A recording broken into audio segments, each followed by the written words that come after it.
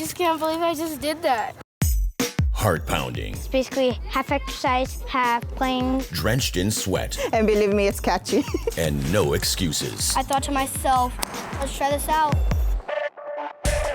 These are America's most extreme kids. Way ahead of the curve. Natural talent, gonna go far. Rock climbing. Fear of heights? Not this 10-year-old. I didn't really do it to be the youngest. Skateboarding. Going for gold. They were saying, oh, girls can't skate as aggressive as guys. Girls are pushing the limits. And mutton busting? And a lot of kids fall off. Pint-sized rodeo stars. Basically, it's how long can you hang on? No matter the odds, get out there and get going. This is Pumped. First stop, the Golden State.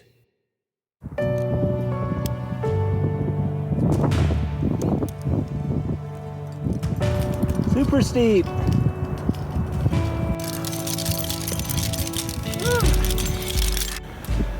How do you feel, Taylor? Stop. What? I didn't really do it to be the youngest. We got to kind of hang out together, talking about the world, talking about life, having a good time together. And I think that was just the biggest part of the experience. I realized that those kinds of experiences you don't get them very often in life. You know, there's only so many times you can climb El Cap in a lifetime. It just felt good to realize that I had accomplished that.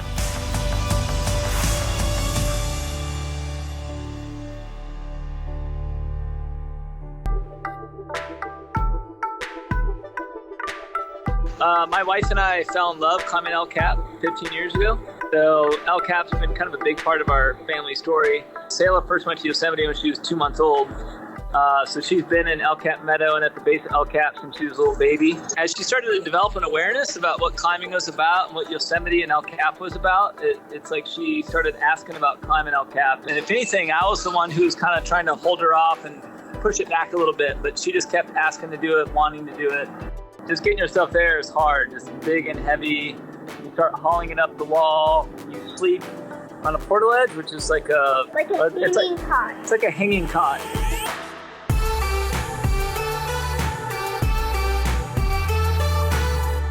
This takes a lot of perseverance, really, just kind of knowing that it's a really big wall. You're not going to go super fast. You're just going to like keep plugging away. One pick at a time, one move at a time, one day at a time.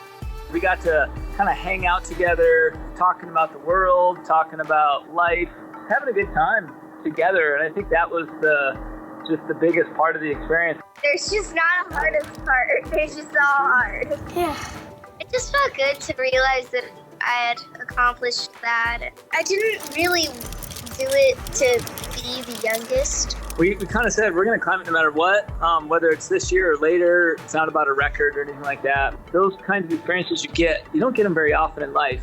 You know, there's only so many times you can climb El Cap in a lifetime. That's your first happy cry? Yeah. Yeah. I just can't believe I just did that.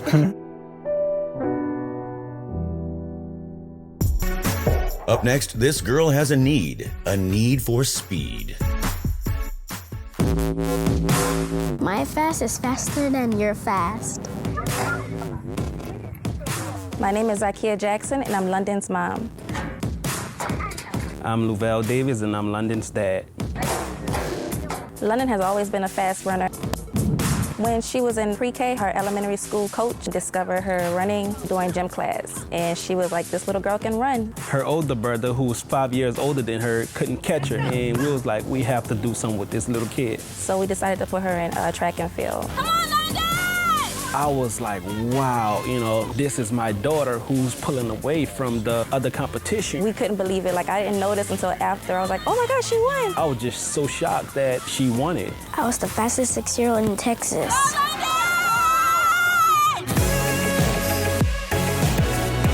She's always been fast ever since she was like 3 when she just ran around the house. That's why her nickname is Mouse. For her to get that good, I think it's just genetics. I played football, basketball, and baseball. I did gymnastics. I ran the 4.22 in high school. I think our genes have definitely rubbed off on her. I think she got it from me. Sorry, baby, but yes, I think she got it from me. Runners on your mark. Set. For her age, she's way ahead of the curve. You know, she's very quick with her first 10 steps. No. She's just phenomenal for her age. The speed part is a God-gifted talent. You can't really coach speed. You can only fine-tune it. All right, lunges to your number. Let's go. Keep your form. When she came to us, it was a lot of, wow, what do we do? You know, like, she already has it. It was just getting technical with her. And once we got there, everything was starting to unfold for her. When teaching her or going over drills, she's quiet about it, and we could tell that she's listened when it's time for her to compete. She just shows it all on the track. Come on, bring it in. London is very unique. We've been a track team for the last 20 years, but she came out and she just had this gift. This is just totally natural talent. In practice, we make her practice with the boys, and the boys have a very, very difficult time just holding her off. A lot of the time, she beat them. I really like to run, and I like to run fast. We train 3 times a week, and we always, with London, try to make it fun so that she doesn't burn out and she still gets to be a kid. Back on the wall, come down. I coach her while we're at home. This is gonna help your muscles in the back of your leg. As her body continue to grow, it's gonna come with natural talent and practice as well. London is so fast, she was named the fastest 6-year-old in Texas. So this day, she's still breaking records. I did this in only 3 years. She's won TAF, which is the State of Texas Championship. She's won that in a 50, 100, and a 200 meters. London is naturally shy, so I think she does all her talking through her running. In competition, she just will not let anyone beat her. She hates to lose. Ultra competitive. She does her talking on the track. When we were at the Junior Olympics in the prelims, someone beat her. She came off crying. Oh, she was just so upset because she had never really lost a race. But when it came down to the finals, she goes, I'm gonna spank them. And that's exactly what she did. A gold medal winner from Galena Park, Texas, with a 14.44 London day. She's the first strider in 20 years to win the AAU Junior Olympics. It feels amazing when I win.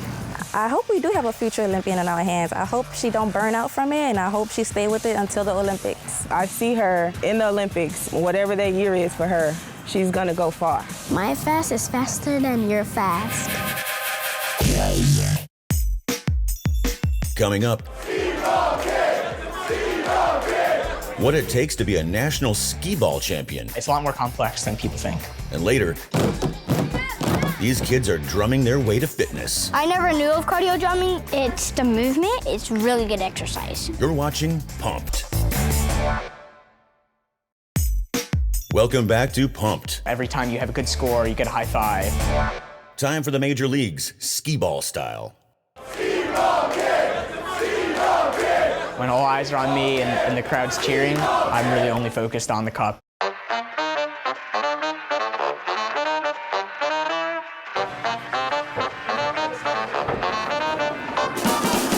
First time I ever played skee ball was when I was around 6 or 7. I used to go down to the boardwalk in Point Pleasant in New Jersey, and skee ball was cheap. My parents gave me $5, and so I played skee ball because I liked it and I could play a bunch for $5. It got to the point where I was getting so many tickets that they had to keep on putting new tickets in the machine 3 or 4 times every time I was there. They called me the skee ball kid. That's actually where I got the nickname. My name's Elon Futterman, and I am the skee ball national champion of 2019.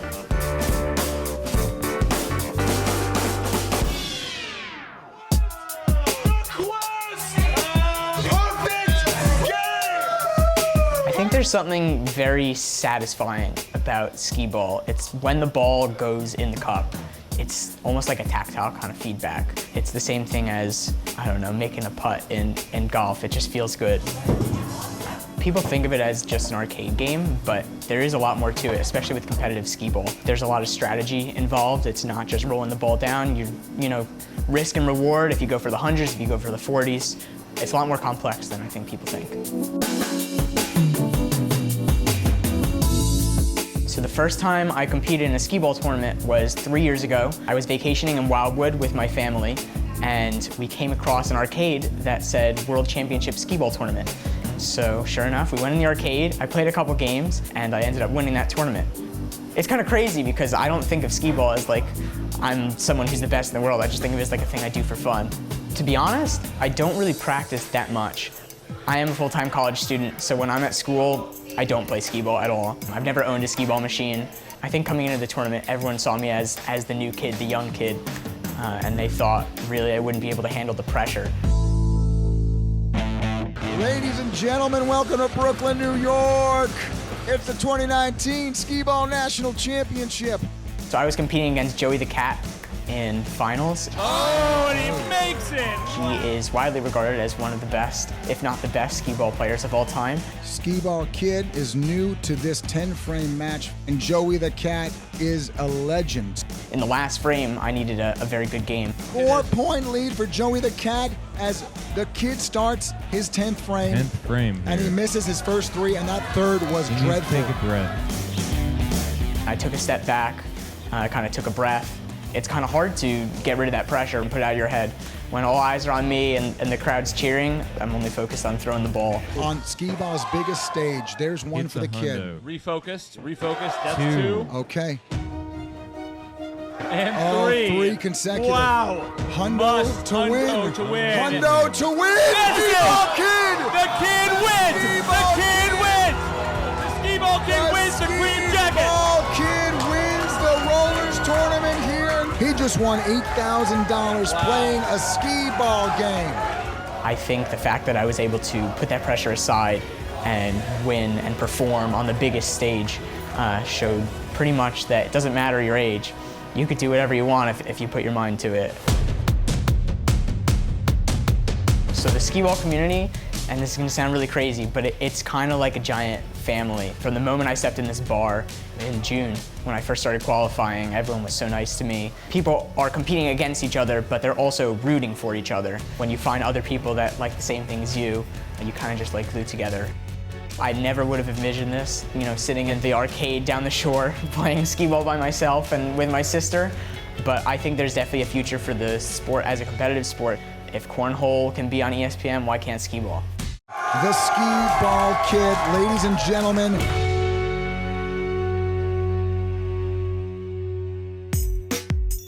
Coming up,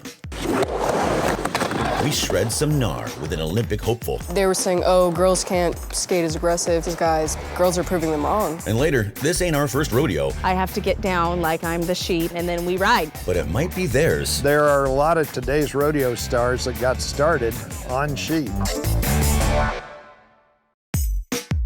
Welcome back to Pumped. I skate every day, all day. We're heading to Texas. My first time picking up a skateboard was age 6.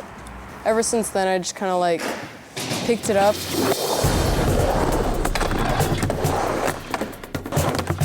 I think the thing about skateboarding was it's kind of like, it's an individual sport.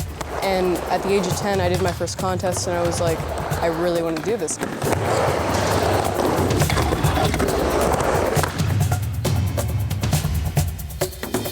I skate every day, weekdays, 3-4 hours, weekends, 6, 7.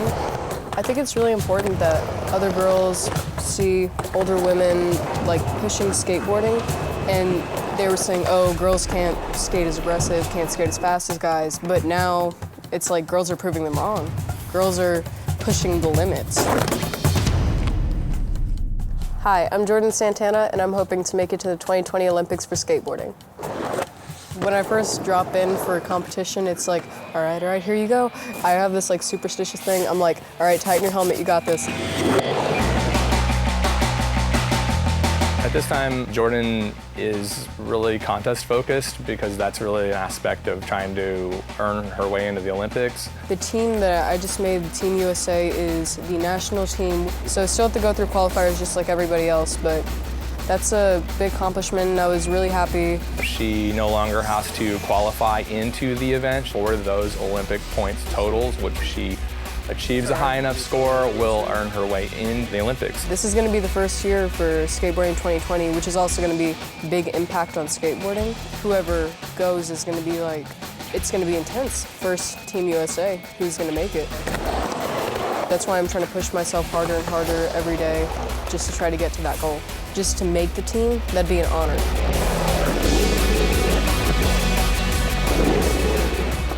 All right. Go, Jordan! I think it's really important to have your parents' support, just like my mom and dad coming to the park with me and like really just sitting here like helping me, even though they don't skate themselves, they really like try to focus on it so they can teach me how to do it. And then my mom, when I first started skating, told me, she said, all right, well, you need to put on some pads if you're gonna like keep doing this.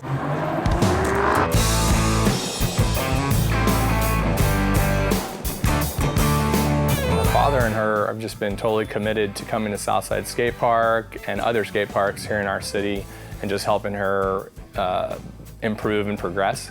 I got sponsored by Vans. I'm also sponsored by 187 Killer Pads, Kasoi Skateboards. It's like, are you sponsored by anybody? It's like, yeah, I'm sponsored by these people.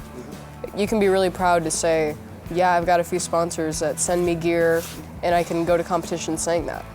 She has the potential to potentially move into those pro ranks and those more paid contractual basis situations. I'm still currently amateur right now. I haven't declared pro yet, something soon to come, but right now, as far as I'm concerned, still amateur. I think it's really important that other girls see older women like pushing skateboarding. Just recently I've seen 3, maybe like 8-year-olds come through here trying to learn how to skate, and they say, oh, my daughter really looks up to like so-and-so. They've seen you skate, they really want to try skating. And I love that that's like pushing girls. For our next trick, drum roll, please.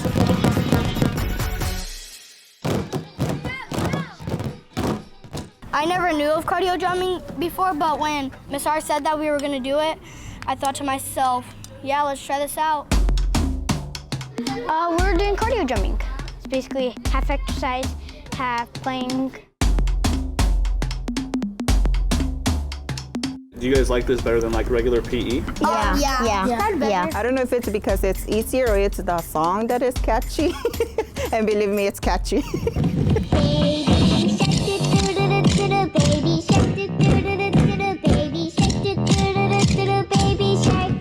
We usually have about 30 minutes to 45 minutes exercising outside. They can do like outside activities, sports.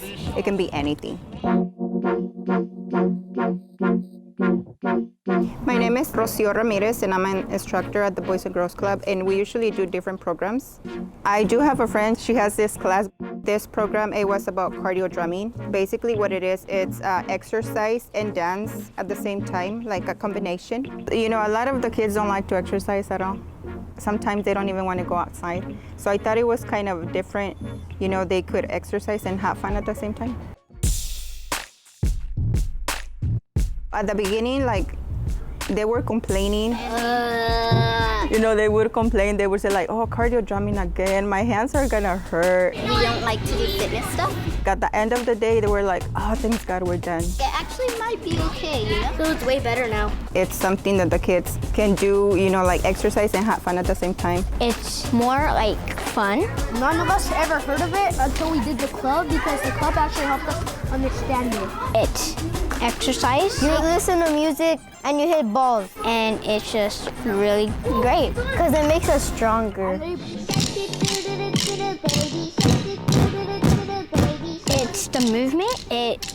You move a lot and you have to like squat. So it's like it really hurts and every squat, but it's really good exercise. If you do it like for about an hour, you can burn up to between 600 and 900 calories. The teachers are our inspiration basically to do cardio drumming. Boys and Girls Club is an after-school program, and the purpose is, you know, just to help the kids. Sometimes they have problems at home. We help them with homework if they have trouble with any subject, math, reading, everything. I came here on 3rd grade, and at first I didn't know anybody.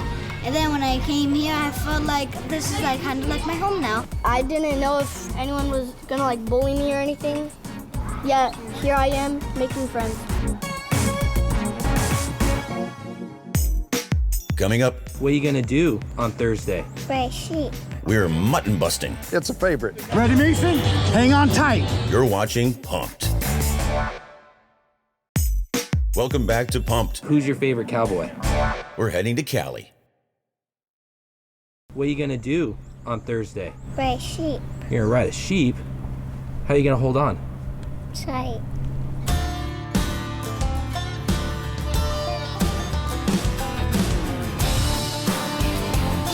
There are a lot of today's rodeo stars that got started on sheep. There's wool for them to hang on to, and a lot of kids fall off, but by and large, nobody really gets hurt in this event.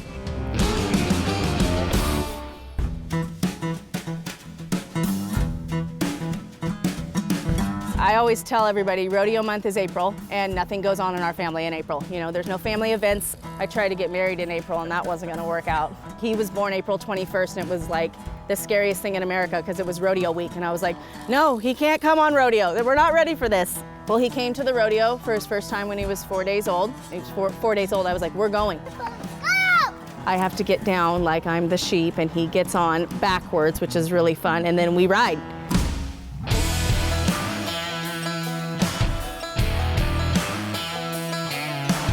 We have a special chute that is made for sheep, and we put the child on the sheep in the chute, and basically it's how long can you hang on kind of a deal.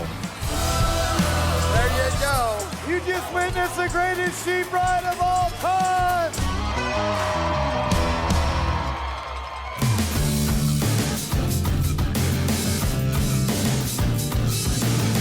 I'm nervous. I haven't been able to eat dinner. We practiced before we got here. He's actually gripping a lot tighter.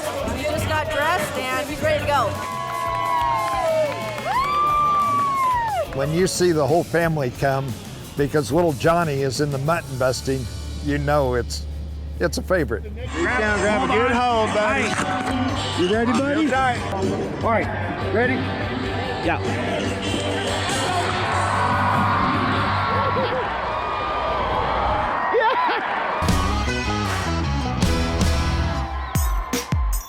Have a favorite spot to get pumped?